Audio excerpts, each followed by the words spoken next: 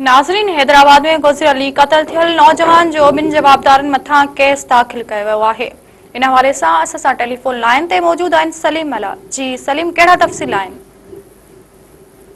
जी बिल्कुल, ही बल्दिया थाणे हद में नौजवान अब्दुल अज़ीज़ खोसो जे क़त्ल वारे वाक़े जो जेको केस आहे उहो दाख़िल कियो वियो आहे। पुलिस मूजिबि केस मक़तूल जे वालिद अब्दुर्रहीम खोसो जी फरियाद ते दाख़िल कियो वियो आहे, जंहिंमें ॿिनि जवाबदारनि मोहम्मद ओन अरबाब ऐं इमरान उर्फ़ बिलाल राजपूत खे नाले समेत नामज़द कियो वियो आहे।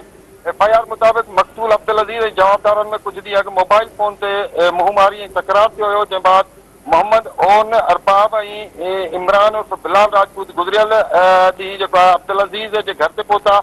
मक़तूल जे घर ते मौजूदु न हुजण सबबि ॿिन्ही जवाबदारनि खेसि घर ॿाहिरां घिटी में ॾिसी सिधा फायर करे शदीद ज़ख़्मी कयो, जंहिं सबबि जेको आहे जंहिंखां पोइ अब्दुल अज़ीज़ खे जेको आहे सिविल अस्पताल मुंतक़िल कयो वियो ऐं फौत थी वियो। पुलिस मुताबिक़ वाक़े बाद ॿिन्ही जवाबदारनि खे गिरफ़्तार कयो वियो आहे। इन्हनि वटां हथियार बि बरामद कयो वियो आहे। पुलिस जो चवणु आहे त वधीक जांच जारी आहे। क़त्ल जा सबब ऐं पस मंज़र तफ़सील सां मालूम कया पिया वञनि। मक़तूल जेको अब्दुल अज़ीज़ खोसे जे ओचिती मौत ते संदसि वारसनि ऐं लाइक़ वासियुनि में शदीद ग़म ऐं दुख जी लहर छायल आहे, जॾहिं त वारसनि मुतालबो कयो आहे त जवाबदारनि खे सख़्त खां सख़्त सज़ा ॾिनी वञे। जी सलीम अला, महिरबानी।